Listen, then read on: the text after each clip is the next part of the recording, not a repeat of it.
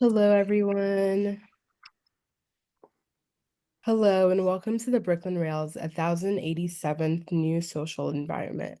I'm Magali, the Programs Associate here at the Rail, and I have the pleasure and privilege of being your MC today for a conversation featuring Timo Kappeller, Chiara Repetto, Jesse Willenbring, and Andrew Woolbright.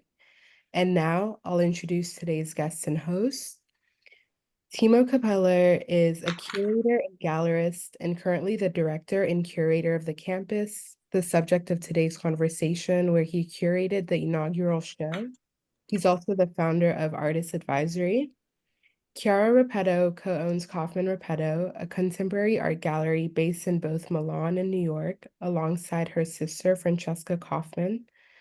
Jesse Willenbring is an artist, curator, and creative producer with 20 years of experience in art, publishing, advertising, and film. He co-curated the inaugural exhibition at the campus. And our host today is artist and curator, critic, and Rail Editor-at-Large Andrew Woolbright. He's based in Brooklyn. Woolbright is the founder and director of the Gallery Below Grand, located in the Lower East Side in New York. Before I hand it over to Andrew, I'd like to say that there will be a link for any questions that y'all have, a link to a form for the questions that y'all have in the chat. And I'll hand it over to Andrew. Hi, everyone. Thank you so much for joining us today. I've been looking forward to this conversation for a month now. And thank you so much, members of the campus, for joining us. For those of you who haven't been up to the campus, can't recommend it enough. Hope you have a chance to go up there. But let's go ahead and jump right in because we have a lot to talk about today. The campus is the formation of, is it 6 galleries together that have purchased, started renovating an old school for the purpose of all this. But Chiara, I wanted to start with you.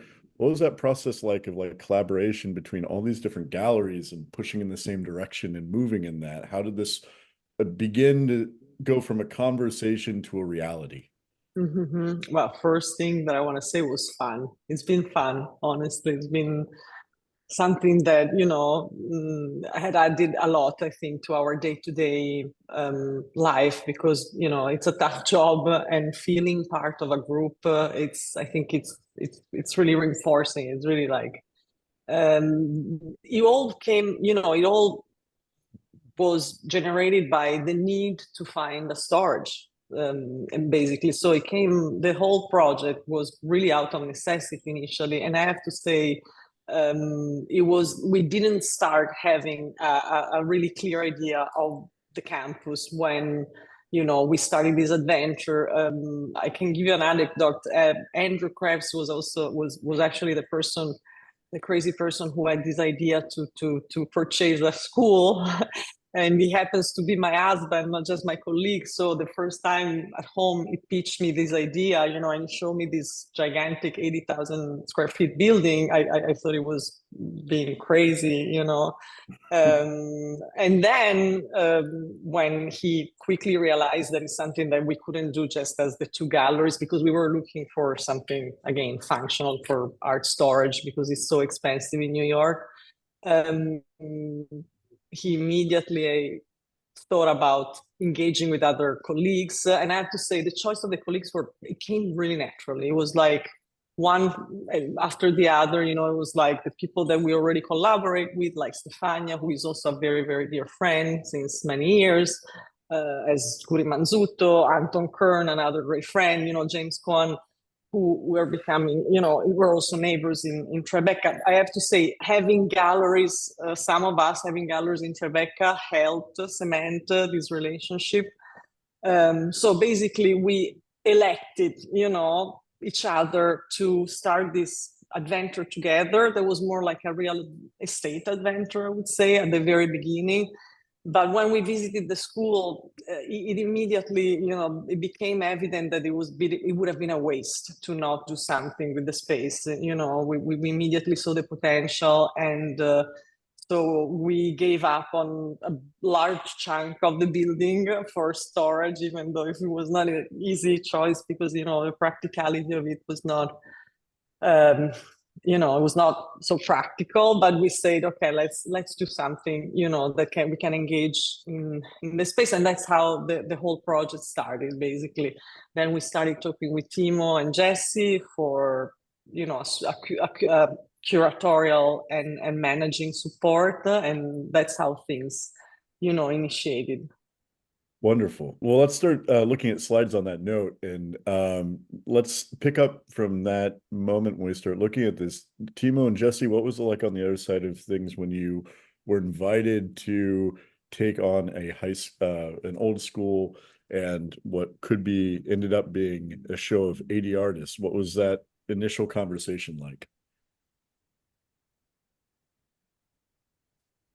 Oh, Timo, I think you're muted. So sorry. Oh, yeah. So I said, well, that was quite something. And like Chiara said, I think in the early time after COVID, or the end of the COVID years, Andrew and I spoke, and he said, "Oh, do you? We'll have to talk about the school." And I said, "What school?" And he's like, "Oh, I didn't tell you, but there's this school building that we have now." And that's a while ago, and we're maybe 2 years ago or more. And then I got obviously very curious and interested. I have worked with Andrew at his gallery, so we know each other really well, and so I immediately got interested, and then I saw who else is involved, and then fast forward to the last 12 months, we're sort of obviously going to this space a lot, and it was Jesse and I, who I'd been working with at the time, we were just amazed by the space itself, and obviously everything that Chiara pointed out, this sort of group coming together, that all makes sense. They're sort of, they know each other. I know all of the 6 galleries personally, but there's this natural aspect about it. But on the other hand, this is an incredibly daring scenario to take on a project like that, and then going through the spaces that were at that point. I don't know if you're all looking at these images. If you're looking at the floor and the walls, so that's sort of the secondary state after the roof had been fixed and sort of basic things had been done, even though the building always was in pretty great condition. But this is sort of how it looked. But and then now we've gone through like a third stage where it looks a little cleaned up. But as you can see, it's still in a quite rough state, and the whole exhibition is driven by that and organized around the idea that we're sort of there's this found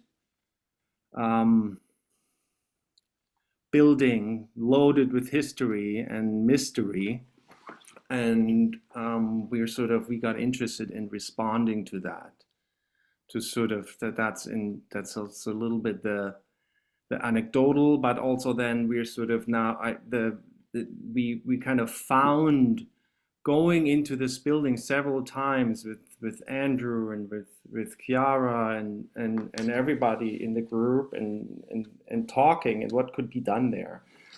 And yeah, so here we are. We've gone through quite a process, and it's been fun, and it's been intense, and it's a larger project than we maybe all thought it was, because we had to sort of, once we were going, we knew we had to sort of take this seriously, and only through, and I will say that again, sort of the key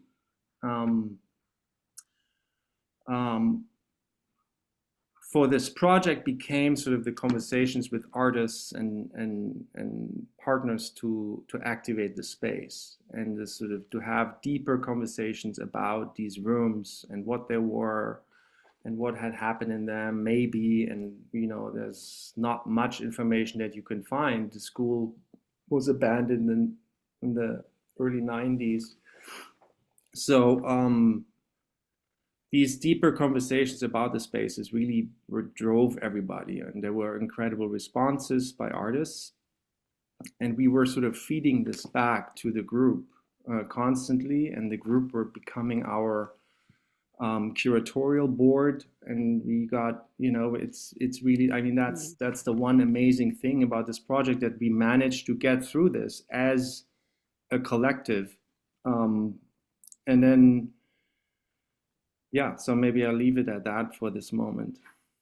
Well, going back, I'm wondering just the first steps of taking on this process, because I kind of feel like, curators are maybe either painters or sculptors, like you're either responding to works on kind of an aesthetic level, or you're looking deeper at the material underneath it for your connection. And Timo and Jesse, I'm wondering, like, starting to work together, what did you learn from each other, or what did you find common ground with when you started putting together the first few rooms? Were you looking at like the visual aspect of it, or were connections, or this and that? What came first? Jesse, you want to take this one? Yeah, I mean, I was going to say that one of the things I just thought about was that when we first started going there, and I was just revisiting in my head about what it was like the first time we got there, and I got completely overwhelmed by the space, because it was almost like it and the decision of the 6 galleries to purchase this space and then to let us like sort of wander these halls was totally overwhelming, as it's like almost like its own artwork. It was like a giant immersive sculpture of some kind. And we had looked at, Timo had been there many times, or a few times, right after his initial conversation with Andrew. And so we had sort of a set of pictures, and it was sort of like, we were working in Brooklyn, and he had shown me these pictures, and it was sort of like trying to put together a movie with just based on stills, and you didn't know what the movie was about, and you sort of make your own narrative about what these rooms were and where they were and how big they were, and so we had started talking about different artists from the programs that might be interesting in the school based on those photographs. And then we got there, and it was like all that was thrown out the window, because you had to, it just became so clear that and we immediately that first trip realized that the space had to sort of drive the ship a bit, because and then we even after that first trip, we like took pictures, but we didn't take pictures in a way that made sense, and so we were sort of back at square one again. And it became very clear that it was a sort of call and response with the space, and then with our conversations about the work that we were looking at from each program. And yeah, and then it was also interesting because Timo and I were working with the programs, and we were working with the idea of storage and sort of work that had already been made. And so there was lots of conversation for Timo and I to connect with each other about what we're interested in based on our conversations of looking at the different gallery programs. And so we sort of learned about things that we were both interested in and things that we weren't interested in, or that each of us had different interests.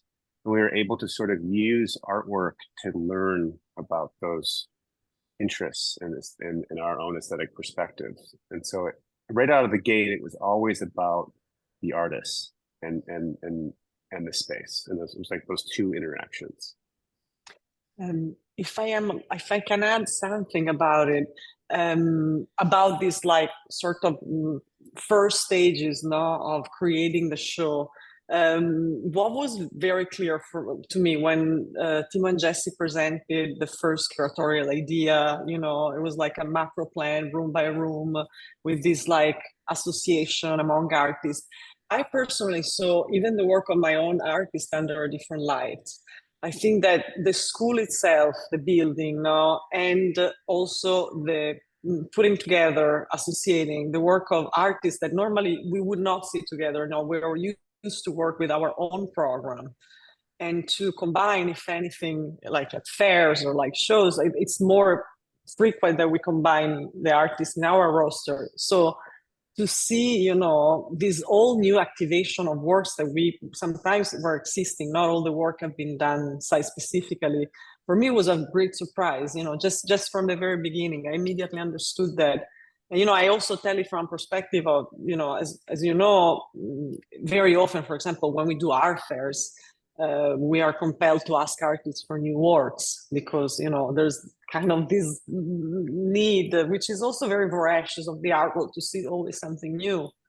At the school, we found like an in-between, and I think it was very interesting to, and what I really, really liked the most for me was to see like this connection between artists that I would have never thought, you know, about putting together. Like this is a good example. Pay White Mobile, there's an artist that we represent with Amon Giron, which is fantastic painter, which, you know, they seem to have done, you know, almost like in a sort of zeitgeist, these two work, and but then nothing, you know, obviously the artists didn't know each other, practice so well, but something, you know, developed from the encounter that I found very interesting.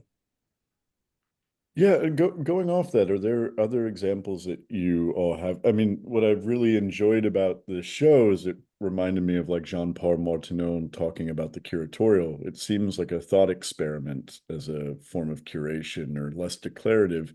And I'd imagine, despite all the planning and all the layouts and everything, there are moments where context of two works together really opened up something between them that you weren't planning. And I'm wondering if there are examples. Like for me, the Diane Simpson and Cheney Thompson room, like really characterized Diane Simpson's work in a way, or like it opened up an extra ability of her work that I hadn't seen until I saw that with like the modularness, or like the repeated sequence of Cheney Thompson. I'm wondering if there are moments like that for you as curators, of that extra surprise after going into the show. I found, what if I personally, for example, I thought that this is a different example, also like how artists, you know, work with the space. Michael Lee Smith in the kitchen, for example, he interacted with the existing space, and I thought, and he went to the school several times, you know, to install the work, and I think that to me was like a incredible, you know, like it was just, you could tell that, I mean, the work and the place, you know, interacted in such a specific way that it wouldn't have happened in a white cube. And I personally really, really love also the Nathalie Dupasquier, Barbara Kasten introduction sort of to the show. I thought it was also like a fantastic, you know, way to connect to artists that use completely different medium, but they, you know, they create a dialogue that wasn't intentional, but it's really there. Yeah, I mean, for me, I think there's there's the pairings that we came up with. Now I'm looking at these images. That really, I think, was Jesse and I really going deep into in a research phase and taking a lot of time, and then all of a sudden things fell into place, like Jenny Hauser and Raymond Saunders. That room, I don't know if you could have come up with that, but it's sort of me. I work with Jenny in my past, and I told her about the project, and she got interested in it, and then there were these moments where we had to present something because the spaces were empty, and then it was kind of a very pretty abstract discussion sometimes. But Jenny sort of came up with these works that we now have in the show, and they just so perfectly fit one, the school context. They just look, you know, they're some of her most known text works that she's done in the early 80s. But they've all, you would know them in form of LED or plaques, but not in hand painted on paper. And so they look almost like they were made in a school by kids. In sort of, this could have been the art room, but that, you know, we couldn't come up with that. That was her response to the space. We sent her these raw images, not even proper. They were like snapshots from my phone, and going and then looking at Raymond Saunders' works, who worked with chalkboards for decades, and has this sort of, and seeing two artists that sort of combine the political dimension with a playfulness, and then there's this backdrop where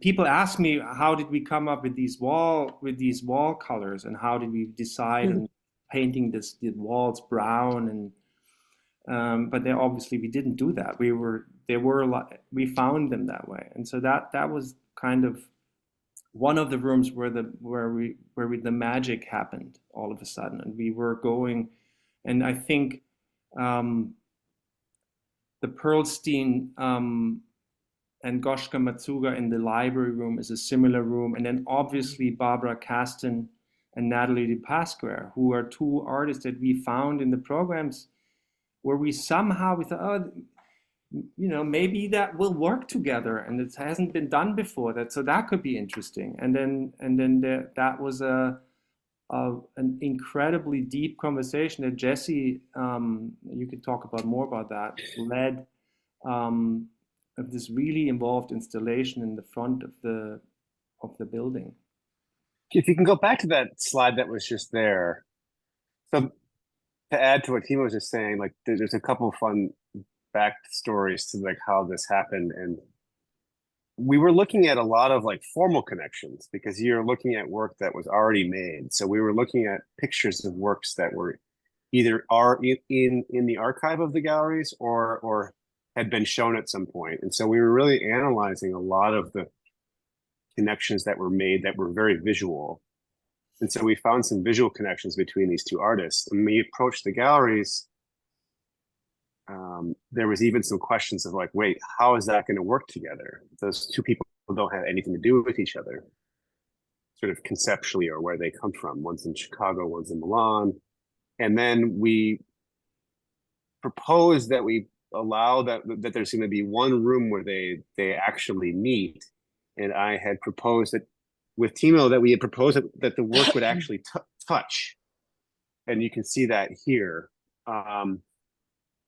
And there was some conversations had between the two artists, and we had brought them together eventually. Eventually they had to communicate and talk to each other directly.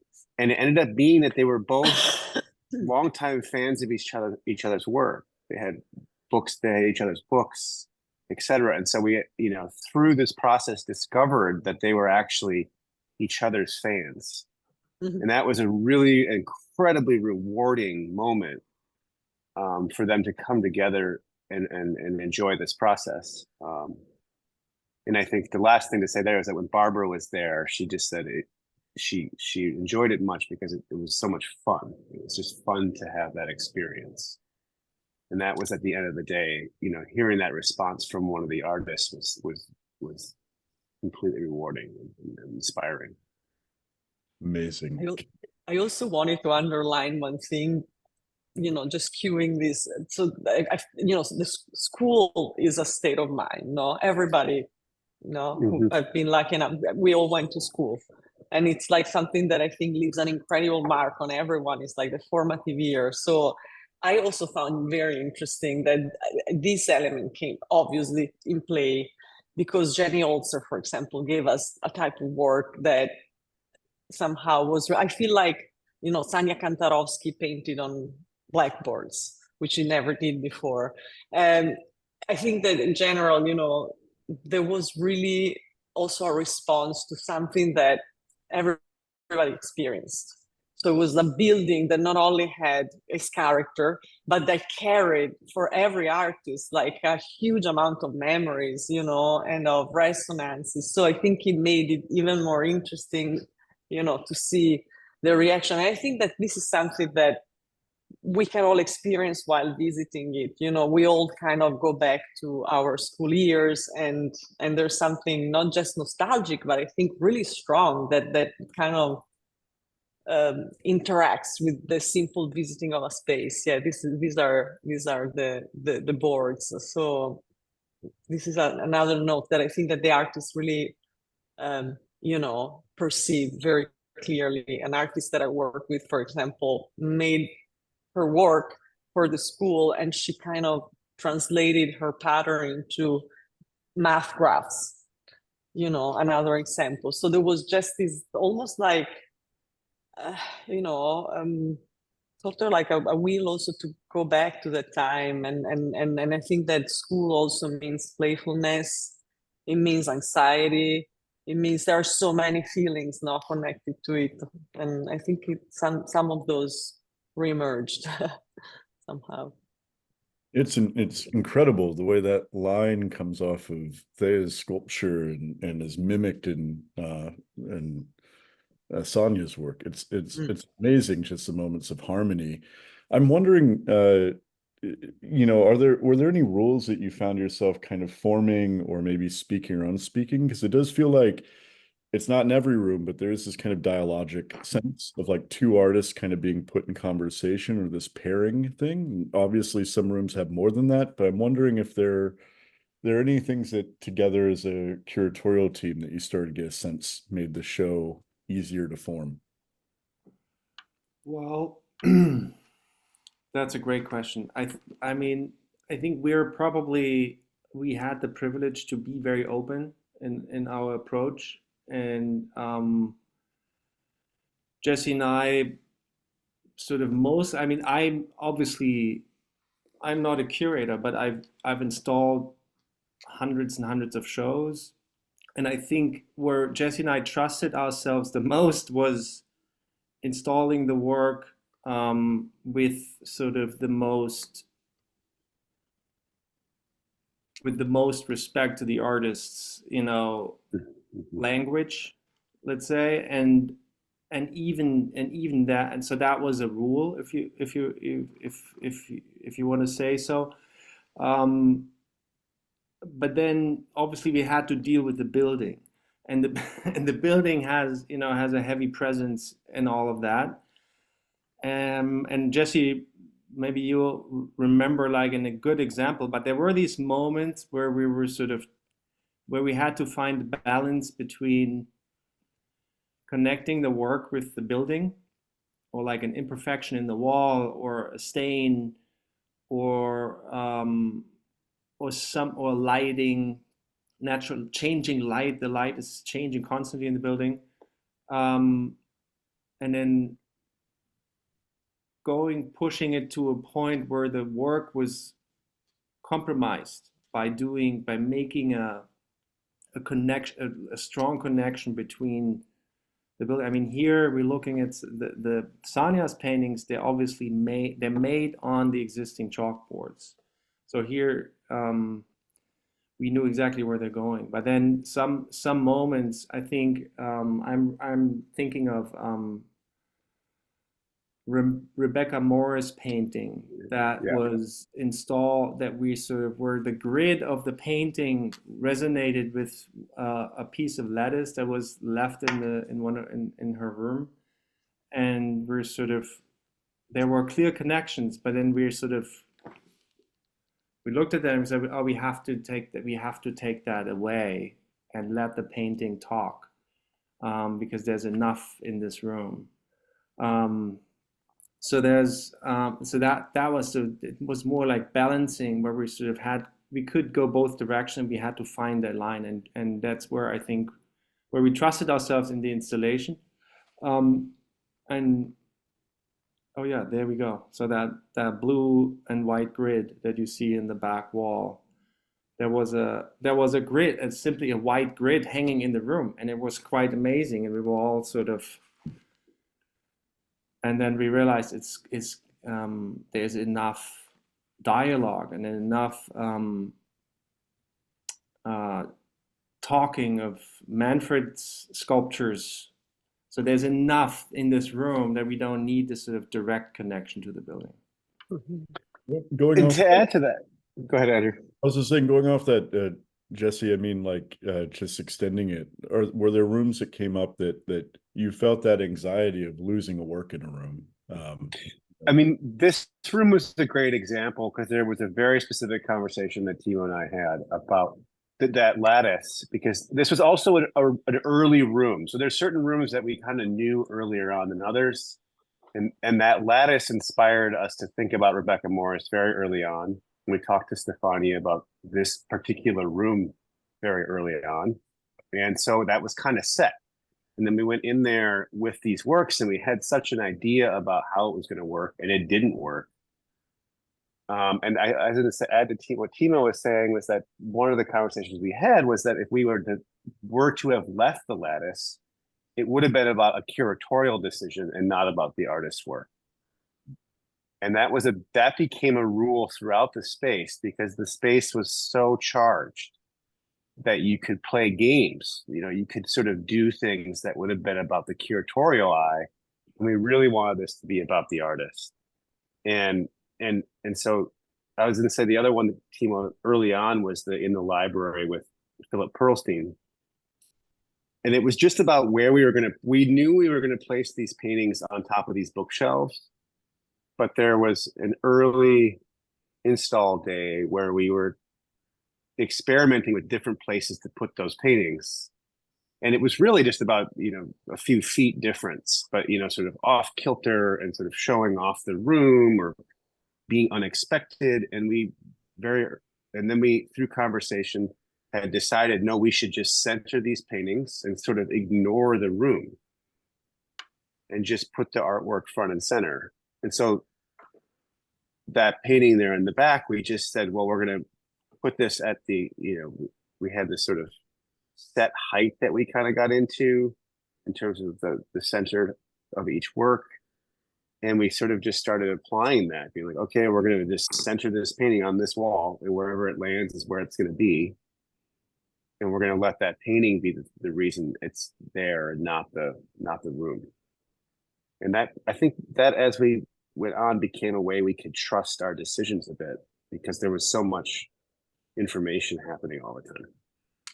Yeah, I think this is a really powerful room for me, or the experience of it. Just as you said, that I found myself having that feeling of walking through where like this room made it clear that the work was not about pedagogical or education, or like there's work hung in this space, but the show itself is not about the act of learning through artists. Like the Perlstein painting is not now clouded by this idea of like, K through 12 education. It stands alone. There's like a conflict or separation between, it's a resistance to the space that allows everything else to breathe in a really nice way. And it's incredible that you were able to pull that off.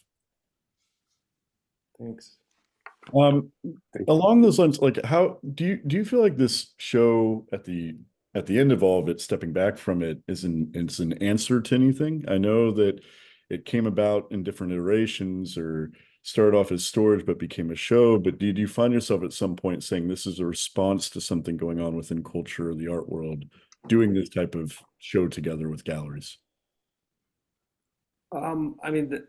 There's a lot to say about that. I think we sort of touched upon this with talking to Chiara before we went on.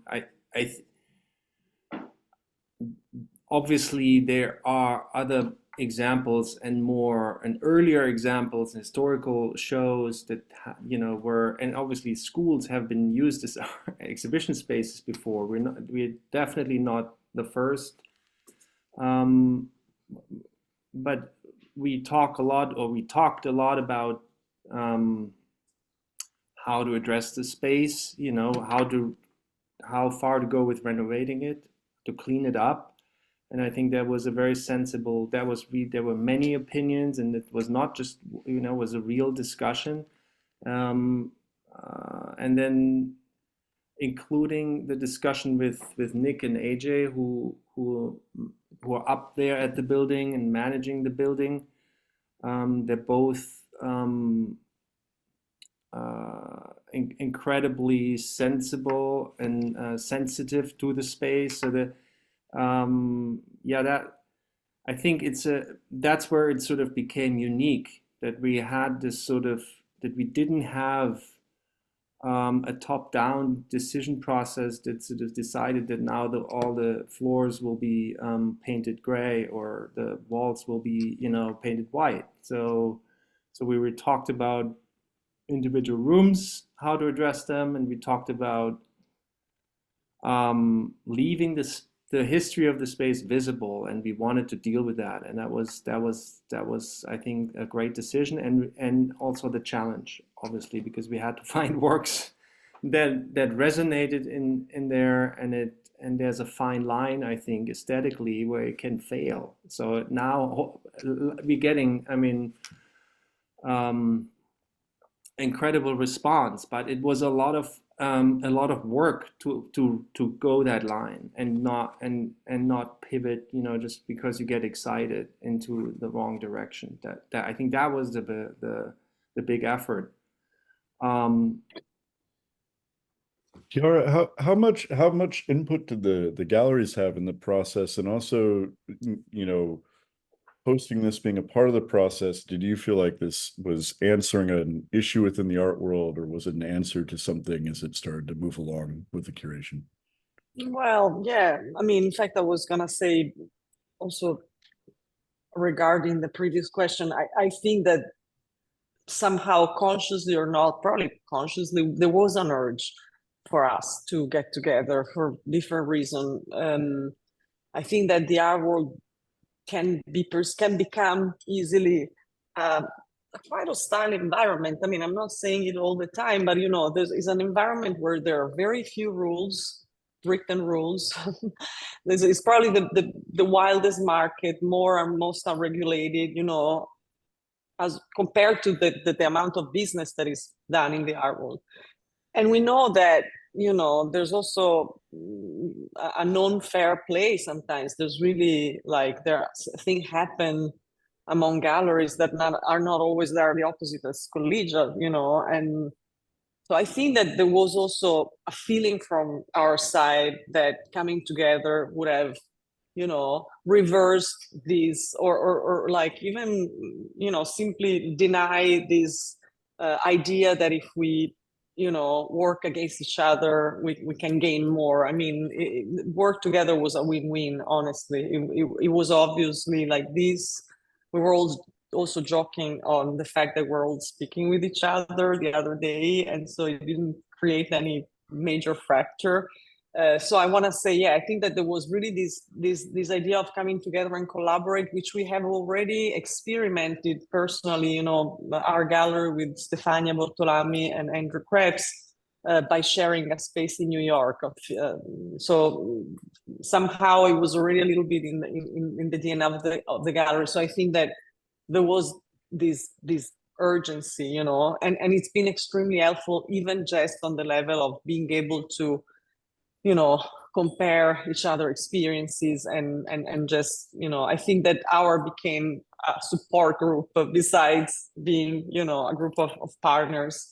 Every meeting that we had was so stimulating. It was always about learning something new. So I think that was, and then I forgot the second question. Sorry, I got a little lost on. I guess no, that was wonderful. I guess I'm wondering if it just feels like an answer to something, and then I'll add one more question, which is, obviously, I think, as you said, the art world's such a small world, and there are no rules. So there's always been a history of galleries kind of helping each other behind the scenes, or like a collegiality. But this is really significant, of galleries really getting a space together and working together to closeness. Do you think this would have been possible 10 years ago? Do you think things feel different now that allows for this type of thing as an idea to even take shape? Good question. I don't know if that thing changed so much, but I do think that the art world has reached some extreme peaks that 10 years ago, which we didn't reach 10 years ago. Even just like the discrepancy of size in the big galleries, the corporate galleries, so to say. In the last 10 years, we've seen them grown exponentially. And at this point, it became pretty clear that they are a different model than us. I mean, without, criticizing or anything, we just realized that at a certain scale, it's just a different job. And unfortunately, I don't want to say unfortunately, but it kind of creates sometimes less space for us. It leaves less space for us because obviously they're opening, one space after the other. So I do think that there is a different context and there is a different, that maybe made it a little bit more necessary. And I think that made collaboration even more important and vital for us to, to do our job and to do it well. And Yeah, and I think kind of going back to what Timo was saying, like there is a history of, off-site shows and shows that take place in other places. But it does seem very unique, this kind of like peer-reviewed exhibition between galleries. It's something that like I personally couldn't find precedence for. And I think it's really significant and important. I wrote about it in the opinion section, but with criticism being in its current state and the market being really the driving force, like galleries that really have mutual respect for each other kind of coming together and deciding a peripheral edge to something feels significant and really great. Along these lines, I know labels were probably resisted, but do you characterize this in any different way? This isn't an institutional show. It's not a fair. It's not, maybe it is a Hudson Valley Kunsthalle. Is it, how do you think of it as a survey, a greater New York of the Hudson Valley? How do you think of this as it's coming together? I think that, we were asking ourselves these exact questions during the process all the time, and they were like, what is this, and can we maybe write it out, what is it? And we couldn't for a long time, because it is in many ways it is unique and unheard of. And I think it was Jose Curry who said in one meeting, for what I think it should be is a platform. And that's as far as and open as a label, but it's that's what we knew it's supposed to be, And early on, we went around and had meetings with each gallery and asked them about their vision for the space to sort of to start the dialogue. And we had there were a lot of things that everybody could agree on, but there were different visions, obviously. And then they sort of rolled the ball back into Jesse and my corner and said, so now, you come up with we want to hear your ideas. And the guiding, the direction they gave us was make it interesting, make it. That was sort of, there were other things that were being discussed, but that was the direction that we got, which is kind of amazing. I mean, and a lot of trust, obviously, but very open. And I think that's the spirit of it. And we still trying to figure out what it is. It's open, people can walk in and see it, and we have people came, and right after the opening, it's beautiful. I think in its undefined way, but obviously we're working on and it's going to shape itself in a way, I think. But we also knew or had the feeling that it will sort of present something that fits in the upstate landscape, and that reflects on what and that reflects on the history of upstate artists working and living there, and that there are institutions that are already there, but we all felt we're not doubling anything. It's not, you know, we all felt this is probably something that can be interesting, and so that we trusted that instinct. I don't want to. I'm sure there's a lot of things that you want to keep secret about the future of the campus, but I do wonder. This show avoided the long curatorial essay, or it avoided kind of the discursive element or the language it said what the show is about, and seemed to purposefully avoid aboutness or explanation. Is that something that you imagine will stay consistent moving forward, or what was that choice like on this for this show that felt important to not define it? I think the show is pretty self-explanatory, if I can say, in a way.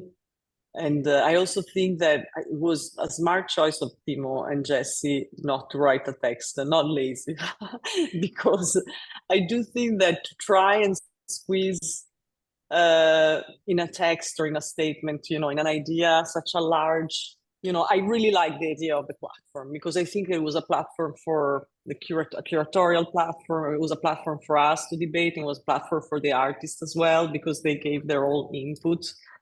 So it was like a multi-directed, you know, entity.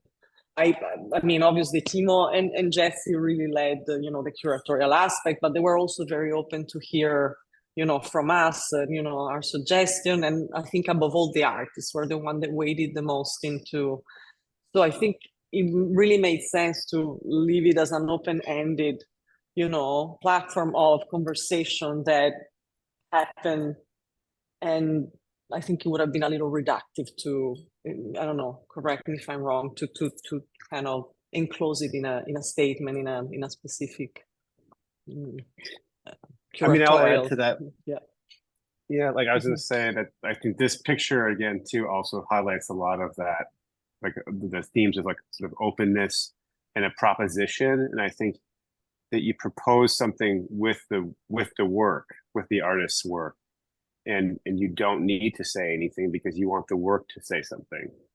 And you know, this particular slide also captures this like moment where we proposed this pairing to the group. You know, we were so fortunate to have them be open enough to say, well, yeah, why not? Let's try that out and see what happens. And to take that kind of openness to this scale, there wasn't, you know, we weren't driven by a theme or an ideology or a goal besides putting this stuff in this space. And I think that it's mysterious in the sense that it's not explanatory, but it's also pretty straightforward. It's just some art in a room, you know. It's like some unique rooms. And we also, I think, go ahead, Chiara. No, sorry, Jesse, sorry. Oh, no, I was gonna say, and then it was also just, I think moving forward, you know, I think one of the conversations is gonna be, and is already happening, is like, how can you keep that going? You know, now that we have knowns now, we know how the space works, we know how people respond to it, and now that, you know, to keep that curiosity high and that openness there as we move forward is exciting. Mm-hmm. I think that we also had like the addition of like sort of giving ourselves a geographic, you know, focus around the school. So we decided that the artists that were not represented by the gallery would be, you know, artists that are engaging with that area, or they live there, or they have a studio there. So there was I just wanted to add, because there was also this, you know, further sort of curatorial element that was more practical one, that included also discourse, I think, about sustainability, especially, you know, in this time where we have to take it into account. So, you know, it was, you know, rather than, that's why I don't think we should really compare ourselves to an institution that is different. We also had a number of limitations that sometimes we impose to ourselves, that, you know, were more circumstantial. So like, for example, you know, what do we have here? You know, which artists, which artworks are, you know, present.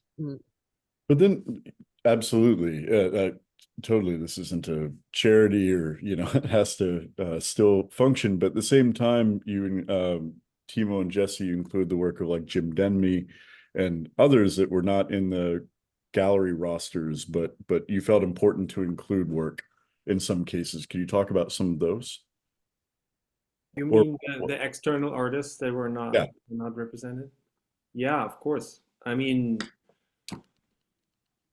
I was just thinking about Rachel Harrison, who I had a conversation early on about the space when it was in the winter, when the space was really, really dark and daunting. And I think maybe in February or March, we walked through, and she was so open, but the space wasn't really inviting,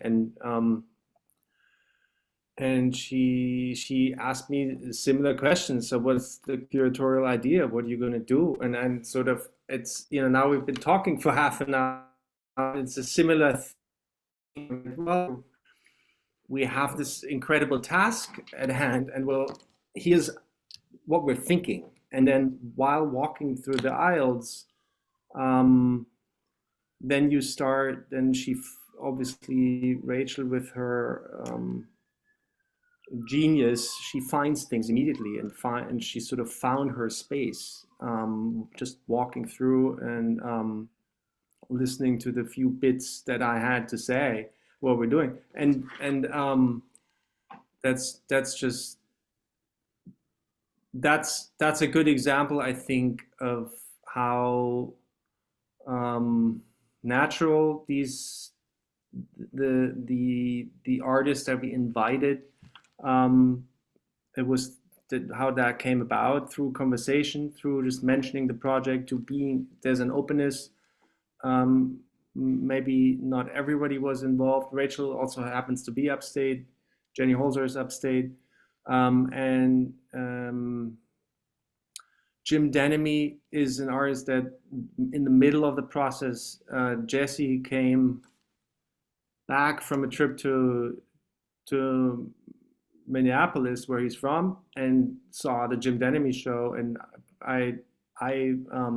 we talked to Fong about Jim's work. Fong knows Jim's work really well. He interviewed him, but I hadn't seen a show ever and wasn't so familiar, and I was just blown away. And we were starting on a deep dive in Jim's work, who had just had a retrospective of the late work up at the Minneapolis Institute of Art, and there was a huge controversy about the show and the curator, and we saw so many connections of Jim's work to contemporary artists that we were looking at, and yeah, so that's, and Jesse, you can expand on that. You described it really, yeah. I was just going to add to what you're saying. I think with some of these external artists, where it was about that we were sort of interested in some of them. They were part of our conversation outside of the campus, and we got really interested in sort of recontextualizing them in this space and introducing them to the conversation that we were having with the 6 partners, just about in the same spirit of saying, like, let's see what this looks like here. Denemy was, I think, interesting for us because it was about the opportunity to present his work in context to some of the artists that we were working with in this show, and particularly the sort of Western lineage there. And so there was, like, similar to the Pasquare Castens combination, we just saw very formal connections to Talar sculptures. It was like very literal connections. And so it's interesting to see them put next to each other. But in all honesty, Jesse, we knew we wanted to show Jim Denemy, Yeah. and for a long time, and we talked about his work, and there was also this thinking, like one of the early bits that we had was we were talking about ghosts a lot because there's so many Oh, ghosts right. in an abandoned building, and so there's a spiritual aspect in Jim's work, and there was so many connections, but to connect him with Tal art sculptures and put that room that came together way later in the process. We did not know that, and we're finding that almost when we're starting to get ready to install the work that could work. So we're now we're revealing a lot of that process, but Good. I'm happy we did it, but we couldn't have known that 6 months ago, I think. Wait, now that I'm remembering that conversation, because we were sort of, there was a very early aha with Jim being like, we have this work in this school would look incredible. And it was about the spirits and the ghost. And there was a period, this also loops back to what I was saying very early on in the conversation about pictures and sort of, you have this idea of how something's going to work in a space, and then you get it into the space and you go, oh, like, it's not doing it. What do we need for this? And that was this really interesting, very intuitive evolution to how Tal and Jim came together. And we also talked earlier about those aha moments when you put two things together and you go, oh my God, this says so much. And we had no idea. It taught us so much about both bodies of work. And it was really a very powerful moment when we got them to work together. It was a very spiritual moment. It's a stunning room. I also I had a similar experience with the room of the pairing with Francesca Madio. I don't know if we can go back to that slide, but the bite down on the chain suddenly like shattered the whole room for me. Like that, the physicality of that image on the wall made all the porcelain and ceramic just feel like it was vibrating, or the link of that, or like the textural feel of like teeth hitting chain was like really, really nice moment. I'm wondering, I know there's only so much you want to reveal, and I respect mystery and all of that, but Jutta, Kuta, and Rachel Harrison have been exhibited together before, but I'm wondering how you thought of that pairing as you were putting it together, if you'd like to talk about it. Timo? Well,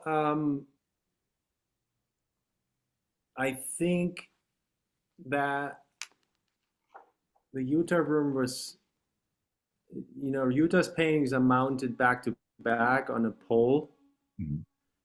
That was set. We loved that idea,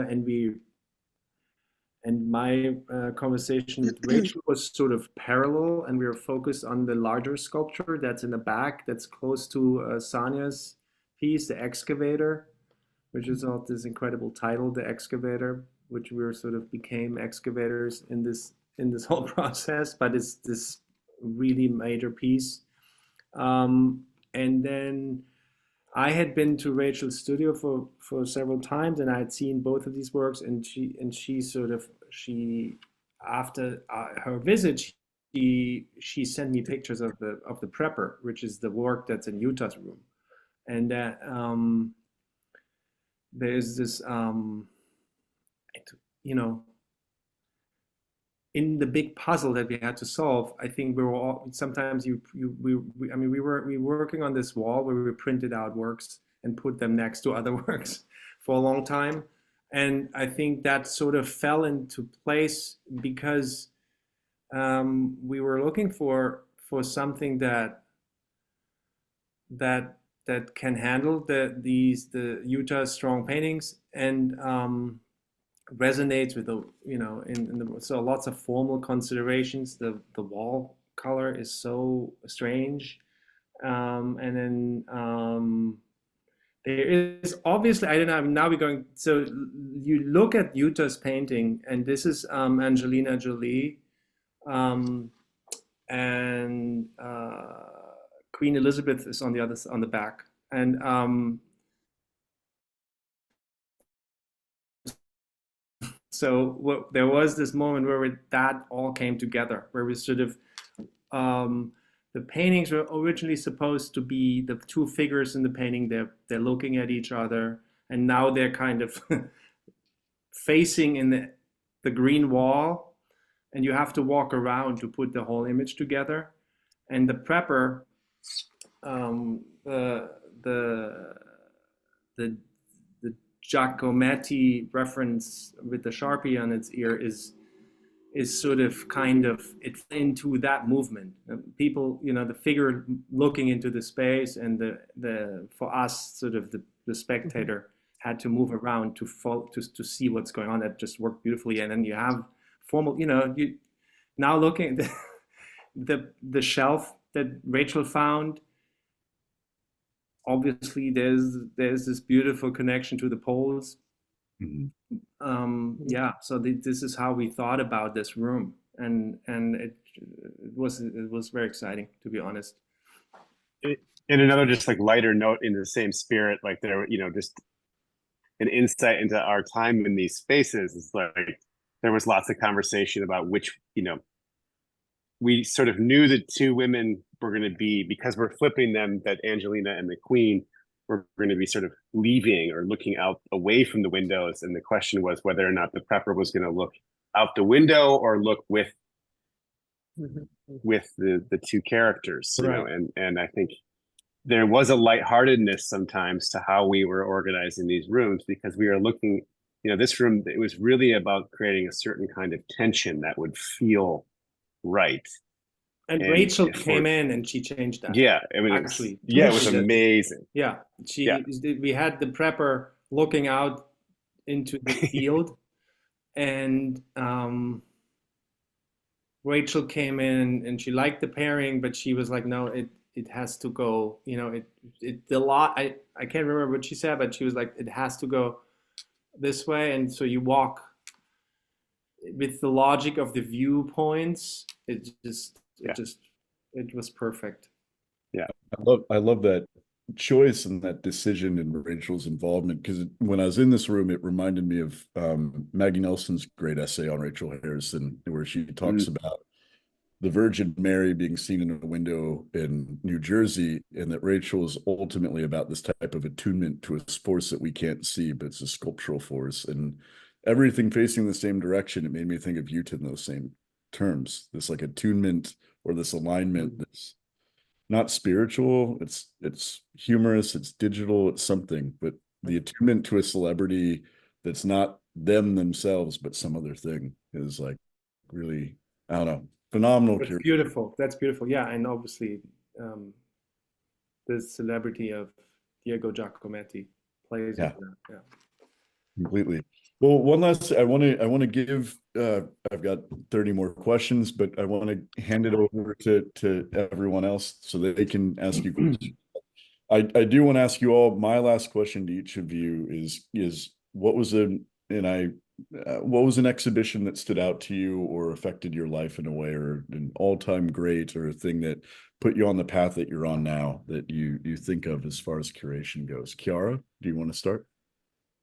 I have one that I have to admit that first I can think of didn't really make me initiate. I mean, my very first exhibition, my sister took me to a Paul McCartney exhibition of Wensani, and I was 15, but that's a different thing. I remember just being shocked by the whole thing and realizing that everything could happen in contemporary art. But I think that in terms of like curatorial depth, I really, really loved the Caroline Christoph Documenta. I was already working in the art world, so it wasn't really like an initiatic, it wasn't an entry, but also in relationship to the school, I really loved. I remember loving the idea of, a Documenta, first of all, that was spread, even more spread than before around the city. You really have to make an effort. We work with an artist, Judith Hope, that had work in a former female prison, for example, actually in a former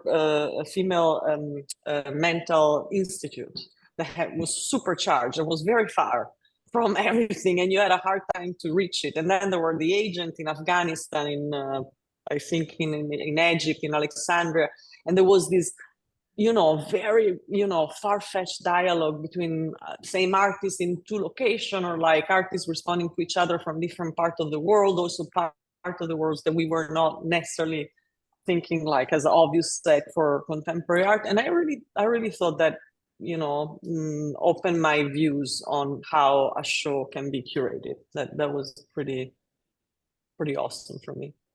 Awesome. Thank you for sharing that. Timo?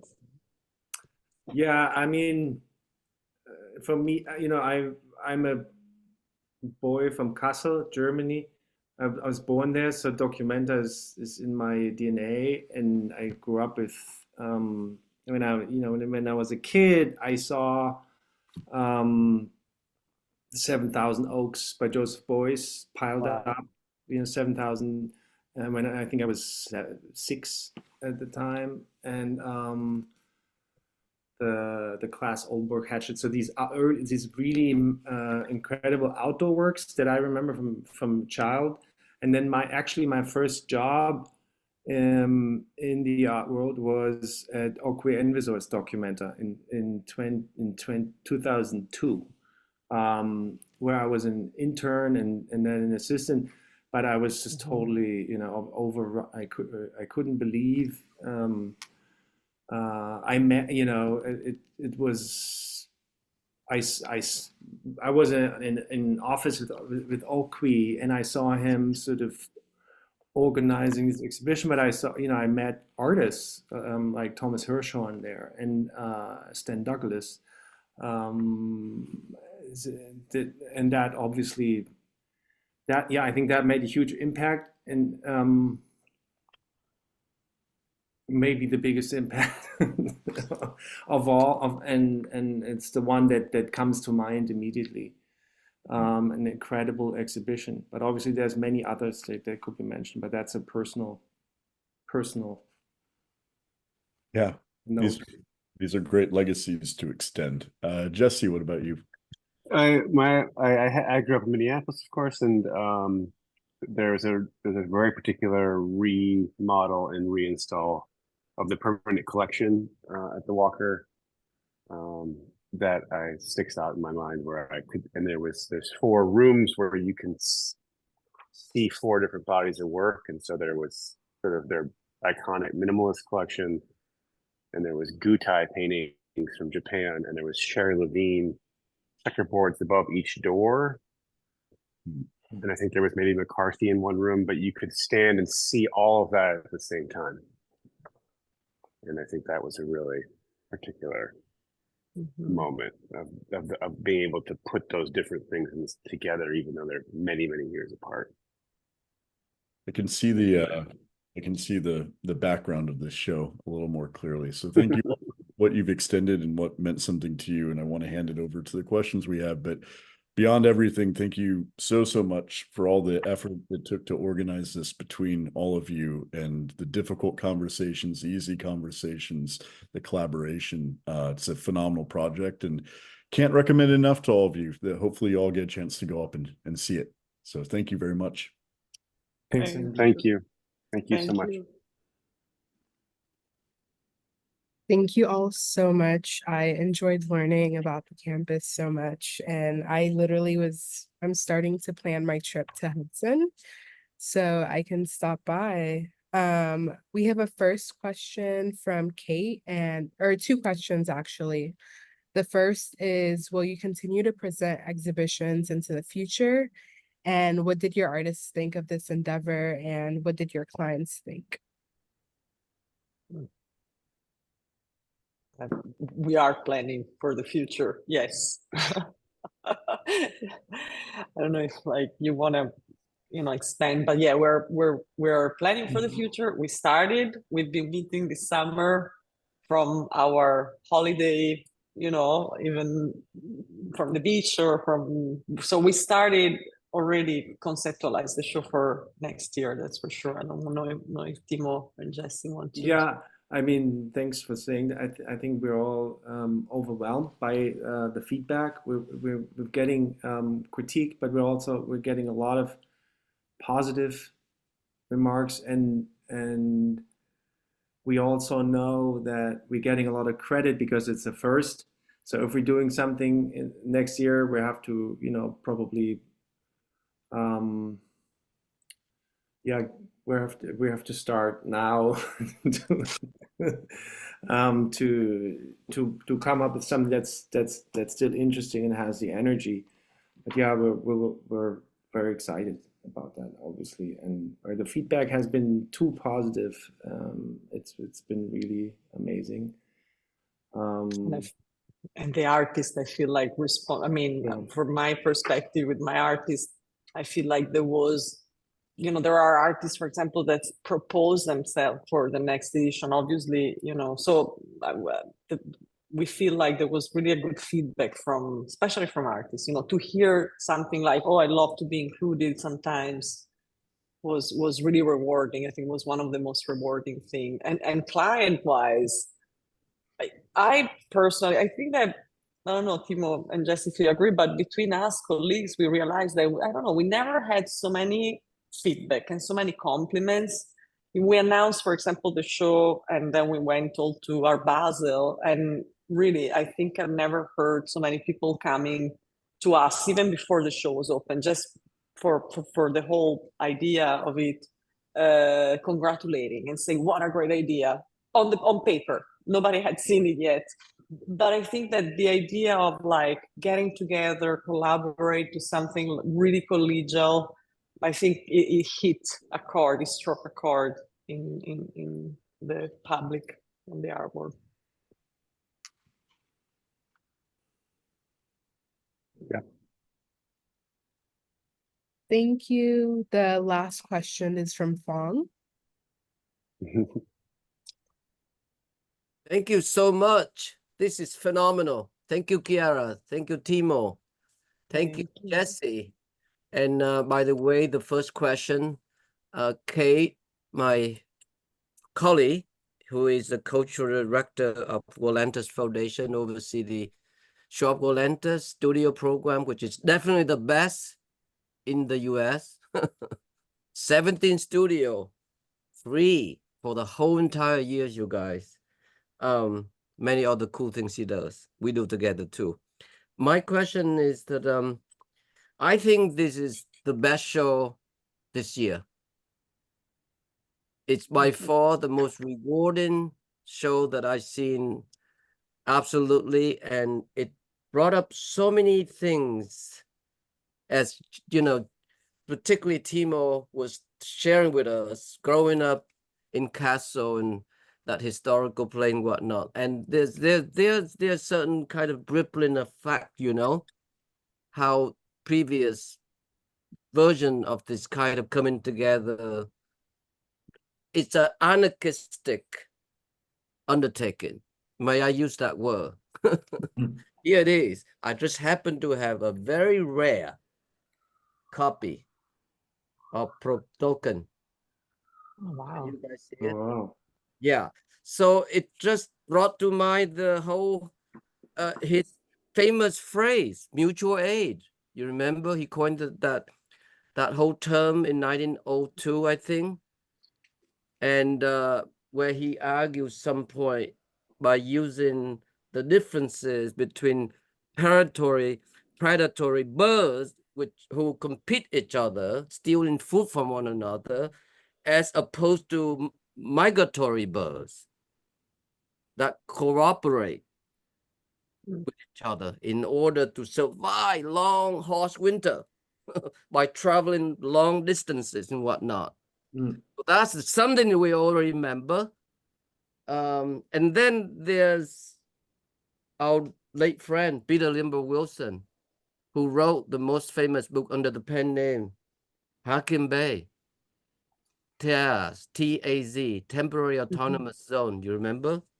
When it was published in 1991, it was translated into 35 languages, became a cult classic instantaneously.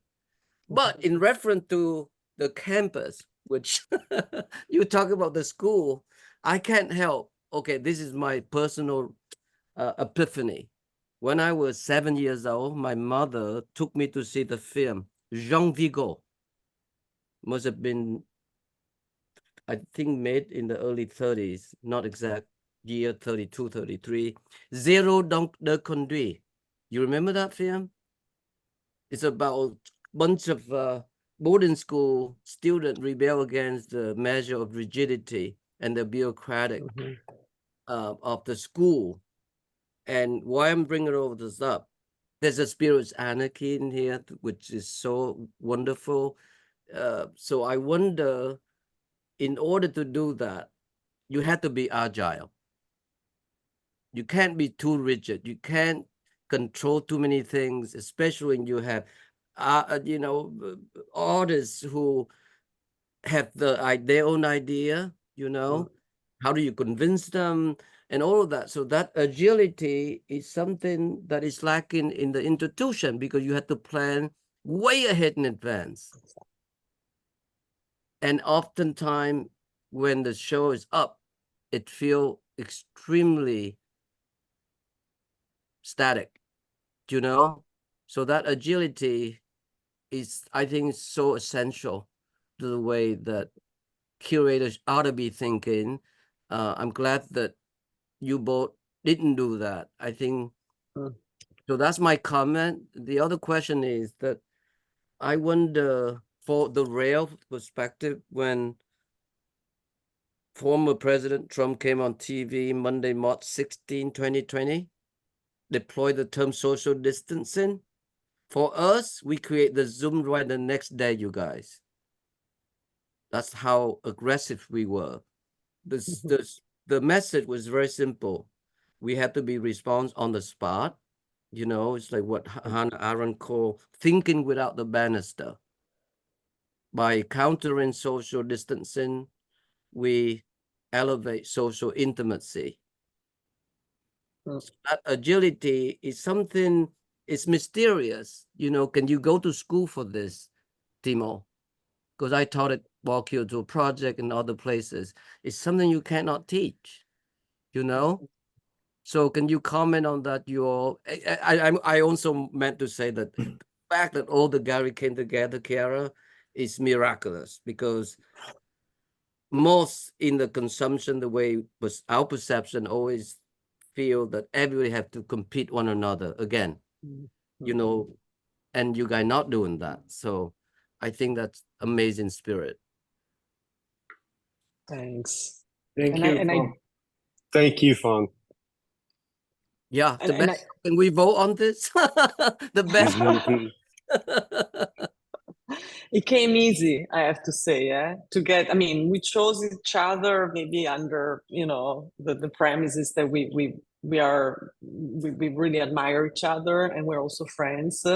But I think that we really dismantle, even in our perception, that idea that, doing things competitively is a better way to go. It's just more stressful, but even on the practical side, I think at the end, we promote artists.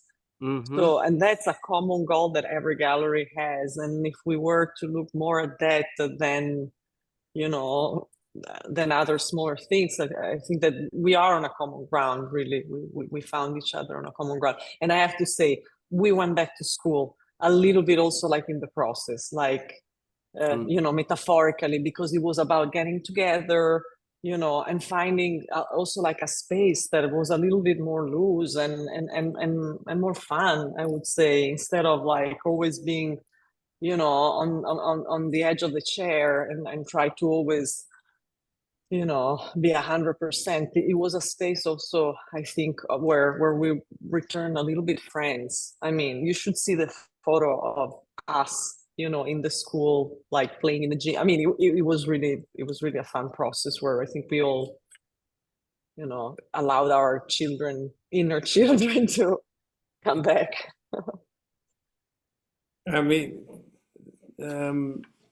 Yeah, thank you, Fong. I think this is beautiful. I said yesterday to Andrew, this was an intense process, obviously, because of all of the the unknowns and the discursive aspect of it. And now we're lucky that you came and you brought your team and you've given us sort of words of what we did. You have, I think that, yeah, and I think you really hit the nail on the head. I think that's what makes the project special. And there were these beautiful moments where we're like, where Jesse and I, and also Shira, I should mention, she's part of our team, Shira Schwartz. She's not here today, but where we hit a wall. It's like, how can we possibly, because there is no institution. There is no, we have to fill that completely ourselves. And then every time we were in that moment, in this sort of mini crisis or sometimes bigger crisis, there was this incredible support from the group. With obviously everyone, they're running their galleries and they have this vast experience, and within seconds there was help. There was this support system, which I never felt in any project that I've done. That's a very incredible experience. And then to have this vision, there was an early vision for that in that space when it was sitting there during COVID, and nobody had touched it or forgotten. And I think the city of Hudson was trying to put the health administration there. I don't know. But then there was this vision, starting with Andrew, that this might be an incredible exhibition space, and that you have to have that trust that instinct, and it could have gone wrong. There's a lot of risk in this. Yeah, huge. Also something you don't see that a lot these days. Risk taking on by gallerists is I think is a huge aspect. Yeah. I love the Chris Martin painting on the whole way. The whole way. It holds up that space. It's amazing. And I never seen Philip Purstin painting so radical.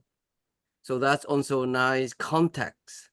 It forces us to relook some of these people's work, so nice. Thank you, Andrew. Also, thank you, Jesse. Thank you. Thank you. Chiara.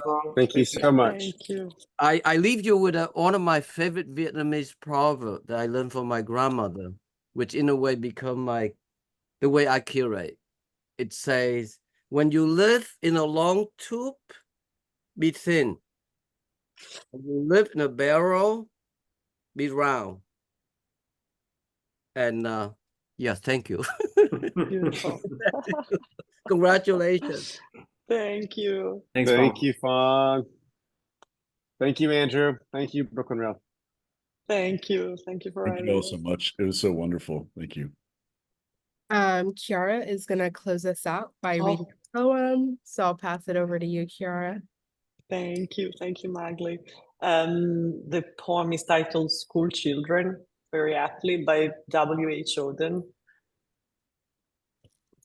School children. Here are all the captivities, the cells are as real, but these are unlike the prisoners we know, who are outraged or pining or weakly resigned, or just wish all away.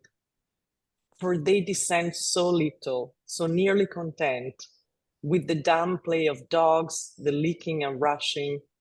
The bars of love are so strong, their conspiracies weak like the vows of drunkards. Indeed, the strangeness is difficult to watch. The condemned see only the fallacious angles of vision. So little effort lies behind their smiling. The beast of vocation is afraid. But watch them, set against our size and timing, their almost neuter, their slightly awkward perfection. For the sex is there, the broken bootless is broken, the professor's dream is not true.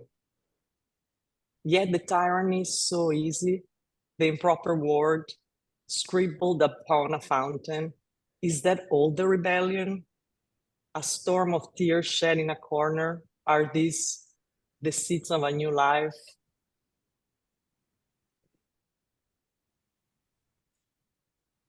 Thank you so Nice much. to see you. Thank Thank you. you. Beautiful. Thank you. Thank Beautiful. you, you. Timo, Chiara, Jesse, and Andrew. Thank you, Sarah from James Cohan and Victor from Kaufmann Repetto for their support in preparing for today's event. We'd also like to thank the Terra Foundation for American Art for sponsoring our NSE program and making these daily conversations possible, and for their support of our growing archive, which you can view on the Rail's YouTube channel. The Rail has been free and independent for 24 years. A donation directly supports our writers, production staff, and operations. Support our work through the link in the chat. And join us tomorrow at 1 p.m. for a conversation with Walter Price and Michelle Grabner on the event of Pearl Lines at the Walker Art Center. You can now unmute your microphone and say goodbye as you leave.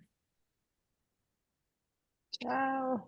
Thank you, everyone. Bye-bye. Thank you so much. Ciao, everyone. Thank you so Bye. much. Ciao. Thank you. Ciao. Thank Thank you. Thank Ciao. you. Thank you all. Ciao. Thank you, Bye. Jesse. Can't wait to make it Bye, up there. Fong. Thank you. Go Bye, see your thanks. show, everybody. Thank you. Thank you. Bye. Thank you, Fong.